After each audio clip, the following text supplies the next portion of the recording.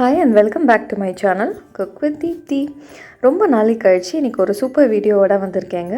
ஆமாம், இன்றைக்கி நம்ம சேனலில் பார்க்க போகிற இன்ட்ரெஸ்டிங்கான ரெசிபி என்னென்னு பார்த்தீங்கன்னா கிறிஸ்பி பேபிகார்ன் விங்ஸ். வாங்க இந்த ரெசிபி எப்படி பண்ணுறதுன்னு பார்க்கலாம். பேபிகார்ன்ஸை ஃப்ரை பண்ணுறதுக்கு முன்னாடி நம்ம பாயில் பண்ணி வச்சுக்கணும். ஸோ அதுக்கு ஒரு கடாயில் ஒரு 250 ml தண்ணி ஊற்றிட்டு ஒரு டீஸ்பூன் அளவு உப்பு போட்டு கட் பண்ண பேபிகார்ன்ஸை நம்ம கடாயில் ட்ரான்ஸ்ஃபர் பண்ணிடலாம். இது ஒரு 5 minutes நல்லா வேகட்டும். நல்லா கலக்கி விடுங்க. உப்போடு இந்த பேபிகார்ன் சேர்ந்து ஒரு 70% குக் ஆனால் போதும். அது வரைக்கும் நம்ம வெயிட் பண்ணலாம். பேபிகார்ன் வேகிற டைமில் நம்ம இன்னொரு கடாயில் ஆயிலை ஹீட் பண்ணி வச்சுக்கலாம். நம்ம ஃப்ரை பண்ணுறதுக்கு அந்த டைமிங் கரெக்டாக இருக்கும். ஒரு கடாயில் ஒரு 250 ml எண்ணெயை நீங்கள் சூடு பண்ணி வச்சுக்கோங்க. ஆல்ரெடி வெந்திருக்க பேபிகார்ன்ஸு ஸ்டெயின் பண்ணி ஒரு பவுலில் ட்ரான்ஸ்ஃபர் பண்ணிக்கோங்க. ஆயில் சூடாக இருக்கும். இப்போ இன்ஸ்டண்ட்டாக ஒரு பேட்டர் ரெடி பண்ணிக்கலாம். இதுக்கு 3 டேபிள் ஸ்பூன் மைதாவை வெந்த பேபிகார்ன்ஸோடு ஆட் பண்ணிக்கோங்க. அடுத்து 3 table spoon rice flour add பண்ணிக்கலாம் அந்த பேபிகார்ன்ஸோட.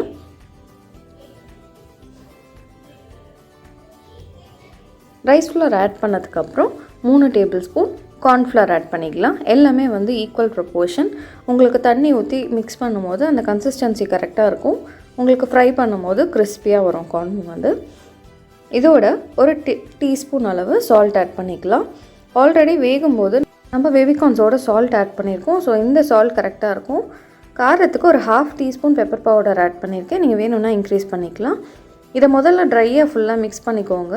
அந்த கோட்டிங் எல்லா பேபிகார்னில் ஒட்டினதுக்கப்புறம் கொஞ்சம் கொஞ்சமாக தண்ணியை மிக்ஸ் பண்ணி நம்ம ஒரு பேட்டர் மாதிரி ரெடி பண்ணிக்கலாம்.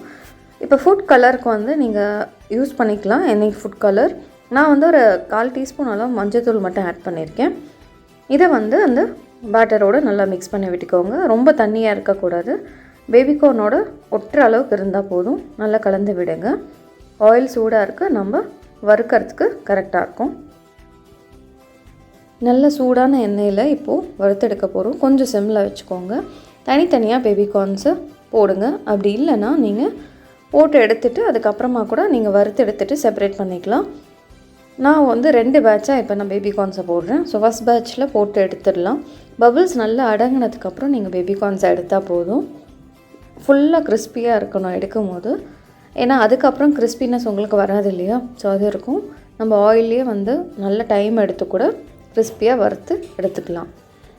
இந்த மாதிரி ரெசிபீஸ் நம்மளுக்கு ப்ரிப்ரேஷன் டைம் தான் ஜாஸ்தி. எல்லா மெட்டீரியல்ஸும் ரெடி பண்ணி வச்சிட்டிங்க அப்படின்னா உங்களுக்கு குக்கிங் டைம் ரொம்பவே கம்மியாக தான் ஆகும். So first batch crispy corns ready ஆகிடுச்சு. நம்ம எடுத்துட்டதுக்கப்புறம் செகண்ட் பேட்ச் ஆஃப் பேபிகார்ன்ஸ் நம்ம எண்ணெயில் போட்டு ஃப்ரை பண்ணி எடுத்துக்கலாம். பார்த்திங்கன்னா நான் 2வது பேட்ச்சில் பேபிகார்ன்ஸை ஃப்ரை பண்ணிவிட்டேன். அண்ட் கிறிஸ்பாக நல்லா வந்திருக்கு பாருங்கள். கார்ன்ஃப்ளவர், ரைஸ் ஃப்ளோர் எல்லாமே போட்டிருக்கிறதுனால நம்ம கிறிஸ்பினஸ் எக்ஸ்ட்ராவே இருக்கும். ரொம்ப நேரமும் அந்த கார்னில் அந்த கிறிஸ்பினஸ் இருக்கும். ஸோ எடுத்து வச்சுக்கலாம். இதுக்கப்புறமா இந்த கார்ன்ஸை நம்ம ஒரு சாஸ் மாதிரி ரெடி பண்ணி அதை நம்ம மிக்ஸ் பண்ண போகிறோம்.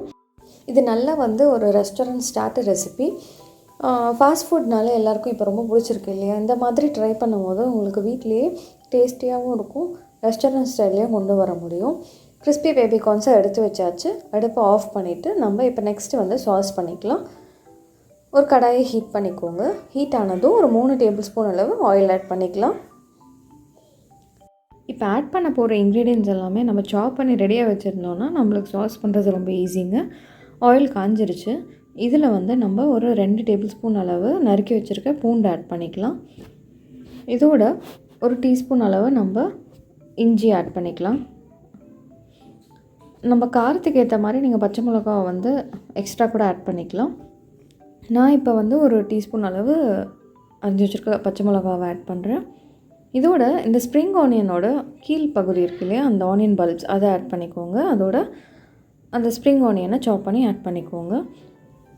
கூட ஒரு டீஸ்பூன் அளவு சால்ட்டும் பெப்பரும் ஆட் பண்ணி நல்லா சாட்டே பண்ணிகிட்டே இருக்கலாம். இது வேகட்டும். இந்த டைமில் நம்ம சாஸஸ் ஆட் பண்ண போகிறோம்.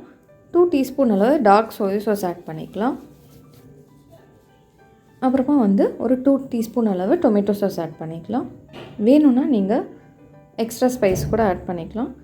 இந்த சாஸை முதல்ல பேசிக் இதை ரெடி பண்ணிவிட்டு இதுக்கப்புறம் நம்ம பேபிகார்ன்ஸை எடுத்து வச்சுருக்கோம் இல்லையா, அதை வந்து இந்த சாஸோட ஆட் பண்ணிக்கலாம். அந்த க்ளாஸி லுக்கு கொண்டு வரதுக்கு நீங்கள் இந்த சாஸோட கார்ன்ஃப்ளவர் கொஞ்சம் ஆட் பண்ணணும். அதனால் ஒரு டேபிள் ஸ்பூன் அளவு கார்ன்ஃப்ளவரை தண்ணியில் கொஞ்சம் மிக்ஸ் பண்ணி அதோட ஆட் பண்ணி விடுங்க. அந்த சாஸோட தேவை அப்படின்னா காரத்துக்காக, அந்த கலருக்காக ரெட் சில்லி சாஸோ இல்லை ரெட் சில்லி பேஸ்ட் இல்லை சேஷ்வான் சாஸ் ஏதாவது ஒன்று வந்து நீங்கள் இதோட ஆட் பண்ணி மிக்ஸ் பண்ணி விடுங்க. அந்த க்ளாஸி லுக் உங்களுக்கு நல்லா வரும் அந்த கார்ன்ஃப்ளவர்னால். பாருங்கள், அந்த சாஸ் வந்து பேபிகார்ன்ஸோட நல்லா ஒட்டி இருக்குது. இதோட வந்து நம்ம இந்த வெள்ளை எள்ளை வந்து நம்ம ஆட் பண்ண போகிறோம். இது வந்து உங்களுக்கு உடம்புக்கும் ரொம்ப நல்லது. இந்த டிஷ்ஷுக்குமே வந்து நல்ல கிறிஸ்பினஸ், அந்த க்ரன்ச்சி ஃபீல் கொடுக்கும். ஃபைனலாக கட் பண்ணி வச்சுருக்க ஸ்ப்ரிங் ஆனியன்ஸ் ஆட் பண்ணி நீங்கள் சர்வ் பண்ணிடலாம். அவ்வளோதாங்க, கிறிஸ்பி பேபிகார்ன் விங்ஸ் ரெடி ஆகிடுச்சு. இந்த ரெசிபியை ட்ரை பண்ணி பார்த்துட்டு உங்களோட ஃபீட்பேக்கை மறக்காமல் ஷேர் பண்ணுங்கள். அண்ட் எல்லா வீடியோஸையும் லைக் பண்ணுங்கள், கமெண்ட் பண்ணுங்கள். அண்ட் சப்ஸ்கிரைப் பண்ணாதவங்க மறக்காமல் சப்ஸ்கிரைப் பண்ணுங்கள். அண்ட் இன்ஸ்டாகிராமை ஃபாலோ பண்ணுங்கள். தேங்க்யூ.